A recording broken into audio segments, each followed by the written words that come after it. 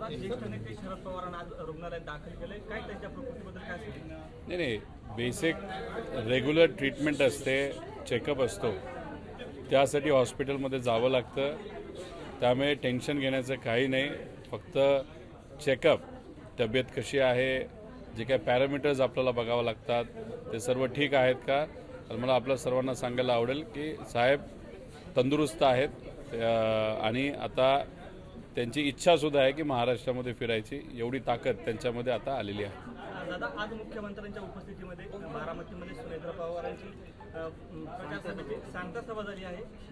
खासदार सुप्रियाताई तिथे होत्या, तुम्ही नव्हता, काय सांगा? नाही, 3 दिवस मी स्वतः बारामतीमध्ये फिरलो. उद्यासुद्धा मी तिथे काही लोकांना जाऊन भेटणार आहे आणि आम्ही दोघं म्हणजे मी पण आणि आत्या पण प्रचार करत असताना आम्ही व्यक्तीचा प्रचार करतोय, पक्षाचा नाही.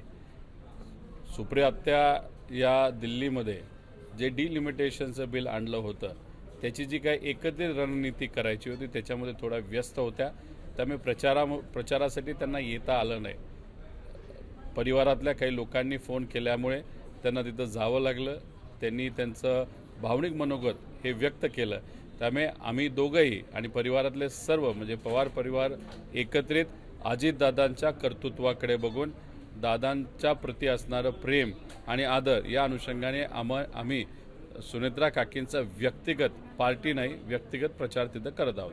दादा, एकीकडे मुख्यमंत्र्यांनी आव्हान दिलंय चर्चा महिला आरक्षणासंदर्भात आव्हान दिलंय की तुम्ही डिबेट करा. सुप्रियाताईंनी ते आव्हान स्वीकारलंय, तर एक कसं पाहते? मग आता बघूया ना. आता स्टेजवर CM साहेबांनी ताईंना काय सांगितलंय का, वेळ जागा टाईम हे आपल्याला बघावं लागेल. आता शेवटी कसं असतं की प्रेस कॉन्फरन्समध्ये बोलत असताना आपण बोलून जात असतो, पण खरंच जर डिबेट करायचं झालं तर त्याच्यामध्ये भाजपचे नेते हे हारतील असं मला वाटतं.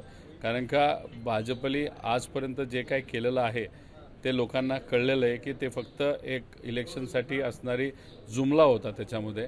आणि आज प्रेस कॉन्फरन्सच्या मदतीने मी सुद्धा काय खरं हे लोकांना त्या ठिकाणी सांगितलं. त्यामुळे डिलिमिटेशनचं बिल हे खऱ्या अर्थाने काही दिवसांपूर्वी आलं होतं. महिला आरक्षणाच्या बाबतीत निर्णय हा 2023लाच बहुमताने सर्व पक्षाच्या, ज्याच्यामध्ये काँग्रेसपासून आमचा पक्षही, BJP सर्वच लोकांनी मतदान करून महिला राजकीय आरक्षणाचा कायदा हा 2023लाच पास केलेला आहे. त्यांनी पण आता गावोगावी आंदोलन सुरू केलं आहे इंडिया आघाडीच्या विरोधात. त्या सगळं खापर हे विरोधकांवर फोडलेलं आहे. शेवटी राजकारण करायचा प्रयत्न करतील ना. त्यांना कळलेलं आहे की 2029ला ते काही सत्तेत येणार नाही. आणि मला तर असं वाटतंय की या बिलाची जी घाई केली, डिलिमिटेशन आणि खासदार वाढवण्याच्या बिलाची जी घाई केली, 2029ला पण इलेक्शन होणार नाही. हे आधीच कदाचित इलेक्शन घेतलं जाईल 27च्या सुरुवातीला, नाहीतर 27च्या मध्य. कारण का भाजपमध्ये सुद्धा वरच्या लेवलला बऱ्याच काही प्रकारच्या चर्चा आहे. काही सगळंच भाजपमध्ये अलबेल आहे असं नाही. त्यामुळे कुठंतरी घाई मुद्दामून करण्याचा प्रयत्न केला म्हणजे त्याचा अर्थ 27मध्येच लोकसभेचं इलेक्शन हे तिथं होऊ शकतं. आणि मला भाजपच्या नेत्यांना एवढंच सांगायचं आहे, तुम्हाला आंदोलन करायचं झालं तर 1,00,000 कोटी रुपये मराठी कॉन्ट्रॅक्टरचे, छोट्या कॉन्ट्रॅक्टरचे प्रलंबित आहेत. त्यासाठी सरकारच्या विरोधात, तुमच्या सरकारच्या विरोधात आंदोलन करा. शेतकऱ्यांना लाईट वेळेवर मिळत नाही. शेतीचा पाण्याचा प्रश्न फार मोठ्या प्रमाणात आता उभा राहणार आहे. महिला सुरक्षिततेचा विषय आहे. लोकांच्या नोकऱ्या टिकेनात, नवीन नोकऱ्या मिळेनात.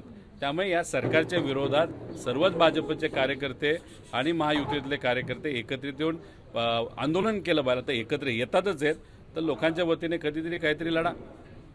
राहुरीमध्ये तनपुरेंना ज्या पद्धतीने थांबवण्यात आलं, कुठेतरी ईडीची वगैरे भीती देण्यात आली? नाही, आता मला वाटत नाही, कारण शेवटी त्यांची ईडीची केस आता संपेल. कोर्टामध्ये त्या बाबतीतला युक्तिवाद त्या ठिकाणी सुरू आहे. का निर्णय घेतला हे खरं तर त्यांना त्या ठिकाणी माहिती असावं. आता तिथे काय चाललं आहे, कशामुळे झालं, कोणाचं मार्गदर्शन आहे हे आपला तरी सांगता येणार नाही. पण मला असं वाटतं जो काही तुतारीचा उमेदवार आहे, आपल्या पक्षाचा उमेदवार आहे, आदरणीय पवारसाहेबांच्या पक्षाचा, त्याला नक्कीच तिथं आपले जे तनपुरे भाऊ आहेत ते तिथं पाठिंबा देतील आणि मुकाटे भाऊ हे चांगल्या मताधिक्याने त्या ठिकाणी निवडून देतील. आणि या इलेक्शनवर जयंत पाटील साहेबांचं सुद्धा बारकाईने लक्ष असं मला वाटतं. परंतु सभा मात्र कुणाचीच लागेल नाही, तिथं अशी चर्चा झाली होती की शांततेत आपण प्रचार करणं जास्त योग्य आहे, कारण का पोटनिवडणूक आहे. खूप गाजावाजा करणं हे योग्य वाटणार नाही आणि त्या अनुषंगाने शांततेत लोकात जाऊन लोकांशी संवाद साधून तिथं प्रचार हा सुरू आहे असं मला तरी त्या ठिकाणी कळालेलं आहे. एकीकडे अशोक खरासारखा बंधू तो आलाय, आता संगमनेरमध्ये नवीन बंधू आलाय, त्याला अटक झाली आहे. परंतु हे दोन बंधू किंवा असे बंधू जे जन्माला येतात, कसं पाहतात? जन्माला येतात असं नाही, जन्माला कुणी येऊ शकतं. फक्त ताकद कुठल्या सरकारच्या काळामध्ये मिळते हे महत्त्वाचं आहे. भाजपचं सरकार आल्यानंतर त्यांना अशा लोकांना भोंदूबाबांना तिथं ताकद मिळते, पण सामान्य लोकांना ताकद मिळणार नाही. हा भोंदूबाबा जो खरा ते 10 वर्षापूर्वी त्याकडे 1 रुपयासुद्धा नव्हता. आत्ता त्याची जर प्रॉपर्टीची व्हॅल्यू बघितली, किंमत बघितली 2,000 कोटी रुपये. आता शेतकरी कष्ट करतो शेतामध्ये, कसं तरी त्याचं जीवन तिथं सुरू आहे. खूप शिक्षण घेऊन 10-15 हजाराची चुकून नोकरी आत्ताच्या काळामध्ये युवांना लागते आणि हा भोंदूबाबा 2-2 हजार कोटीचा मालक. म्हणजे सत्तेतल्या लोकांचा पाठिंबा असल्याशिवाय होत नसतं. आता काय झालं आहे की ते जे सगळे व्हिडिओ आहेत, सामान्य महिलांचे व्हिडिओ बाहेर आले, पण नेत्यांचे व्हिडिओ काय बाहेर आलेत? आमचं मत नाही की सगळे व्हिडिओ बाहेर काढा, पण नेत्यांचे पूजा करतानाचे व्हिडिओ आहेत हे तुम्ही आत का ठेवले? नाशिकमध्ये 70 व्हिडिओ काढले होते हनी ट्रॅपचे, असं आम्हाला कळालं होतं. कुठे गेले व्हिडिओ? काय झालं त्या चर्चेचं? काय झालं त्या सर्व इन्व्हेस्टिगेशनचं? कुठंच काय नाही झालं. त्या व्हिडिओचा वापर कशासाठी केला? अधिकाऱ्यांचे व्हिडिओ होते, त्यानंतर नेत्यांचे व्हिडिओ होते, ब्लॅकमेल करण्यासाठी वापर केला गेला. खरातांचे जे व्हिडिओ आहेत नेत्यांचे ते सुद्धा ब्लॅकमेल. म्हणजे आपल्या सर्वसामान्य लोकांना फुटाणे, म्हणजे आपण टी व्हीवर पार बसून तिथं वाट बघतोय आणि ह्या मोठ्या नेत्यांना काय तर अभय, आणि अभय कशासाठी? तर राजकीय कुठेतरी तडजोड व्हावी यासाठी. म्हणजे हे सगळं गलिच्छ राजकारण आहे असं आपल्याला म्हणावं लागेल. दादा, वारकरी समाजासंदर्भात प्रश्न सुरू आहे आता. त्या भाजपने वारकऱ्यांना पुढे करून आंदोलन, महिलांना पुढे करून आपल्या विरुद्ध आंदोलन सुरू केलं आहे. या दोन्ही आघाडीवर सत्ताधारी भाजप हे राष्ट्रवादी म्हणा किंवा इंडिया आघाडीवर तुटून पडलेले आहे. तर आपल्याकडून कसं त्याला काउंटर केलं जातं? नाही बघा, वारकरी संप्रदायामध्ये जी खरी ताकद आहे ती फार मोठी ताकद आहे. एकता, समता, बंधुभाव ही सगळी शिकवण सर्व संतांनी आपल्या सर्वांना दिली. तुम्ही जर त्या काळामध्ये गेला तर तिथं ज्ञानेश्वर माऊलींना सुद्धा, महाराजांना सुद्धा तिथं काय कुठल्या लोकांनी त्रास दिला होता हे आपल्या सर्वांना माहिती आहे. ती जी विचारसरणी आहे ना, ती मनुवादी विचारसरणी, ज्या विचारसरणीली तिथं माऊली महाराजांना त्रास दिला होता. तुकोबारायांच्या बाबतीत सुद्धा त्रास कोणी दिला होता? तुकोबारायांना. ज्या काय सर्व गाथा आहेत त्या पाण्यात का तिथं विसर्जन कराव्या लागल्या याचा कुठेतरी अभ्यास करावा लागेल. हे जो मनुवादी विचार आहे, जो संतांना सुद्धा सोडत नव्हता, तो आपल्यासारख्या सामान्य लोकांना कधी सोडणार आहे? त्यामुळे संघर्ष जो आहे तो संतांच्या विचाराचा विरुद्ध मनुवादाचा आहे. फक्त टेन्शन एवढंच आहे की मनुवाद पुरस्कृत जी काही लोक आहेत ते आता वारकरी संप्रदायामध्ये घुसलेले आहेत आणि ते मग जातीवाद, धर्मवाद, मारामारी, म्हणजे वारकरी संप्रदायाला आपण बघतो त्यात धारकरी आणणं, हे जे काही चाललंय ना, ह्याला कुठंतरी हे जे काही चुकीचा ताकद भाजपकडनं, त्यांच्या प्रेरित लोकांकडनं जी आता लावली जाते वारकरी संप्रदायामध्ये, एक वाद निर्माण केला जातो, ती जर तोडायची असेल तर नेते तोडू शकणार नाही. खऱ्या अर्थाने वारकरी संप्रदायामध्ये सामान्य नागरिक जे आहेत, जे संतांवर विचार ठेवून असतात, विठोबारायांवर विचार ठेवून असतात, अशीच लोक या मनुवादाला बाहेर काढू शकतात. दादांच्या अपघातासंदर्भात आपण खूप आवाज उठवला आणि आता कुठंतरी त्याचा गुन्हा दाखल झाला, 0 नंबर 0 FIR झाला कर्नाटकात.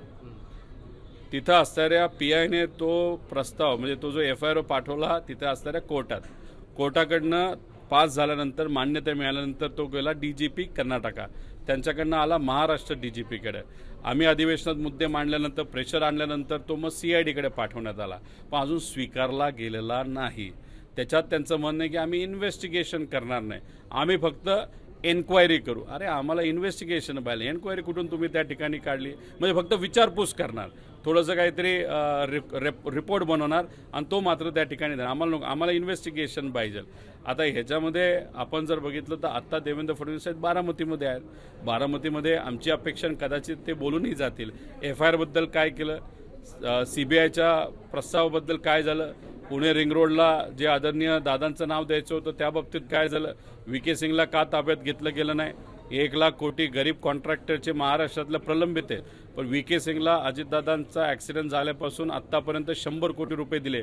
मग एका बाजूला मराठी माणसांचे पैसे दाबताय ठेवताय आणि दुसऱ्या बाजूला VK सिंग जो दादांच्या ॲक्सिडेंटमध्ये प्राईम सस्पेक्ट आहे त्याचे मात्र पैसे तुम्ही देत चाललेले. VK सिंग का एवढा मोठा आहे का? एवढा चिरकुट माणसाला तुम्ही एवढं मोठं करता आणि मग या तपासाला जो उशीर लागतोय तो का लागतोय हे आज बारामतीकरांना तिथं देवेंद्र फडणवीस साहेब आणि सर्व नेत्यांनी सांगावं असं मला वाटतं. पण शेवटी पुढच्या काही दिवसात काय होते हे आपल्याला बघावं लागेल. पण असंच जर चालत राहिलं, संत गतीने जर इन्व्हेस्टिगेशन तपास अजितदादांचा चालत राहिला तर हे योग्य नाही. आम्ही खपून घेणार नाही. आणि सामान्य लोकांना पण वाटायला लागलंय नेत्याच्या बाबतीतच एवढी दिरंगाई असेल तर गरिबाला न्याय हे सरकार कधी देणार? दादा, राष्ट्रवादी पक्षाच्या विलिनीकरणाच्या चर्चा पुन्हा एकदा सुरू झालेल्या आहेत. काय वाटतं? कोणी चर्चा सुरू केली? आम्ही तर केलेली नाही. ज्यांनी चर्चा सुरू केली त्यांना त्या ठिकाणी विचारावं. विषय एवढाच आहे की काही लोक अजितदादांच्या पक्षात आहे आणि काय त्यांचा आकडा खूप मोठा आहे असं नाही, 2च आहे. त्यांचं महत्त्व तिथं अबाधित राहावं यासाठी कुठेतरी सारखं हा मुद्दा पुढे आणतात. आमच्यासाठी हा मुद्दा संपलेला आहे. फक्त काकींकडे बघून दादांच्या कार्याकडे दादांप्रती असणारा आदर आणि प्रेम याच्यासाठी आम्ही काकींचा प्रचाराला तिथं गेलो होतो आणि ते चांगल्या लीडली निवडून येतील असा आम्हाला विश्वास वाटतो. ABP माझा, उघडा डोळे बघा नीट.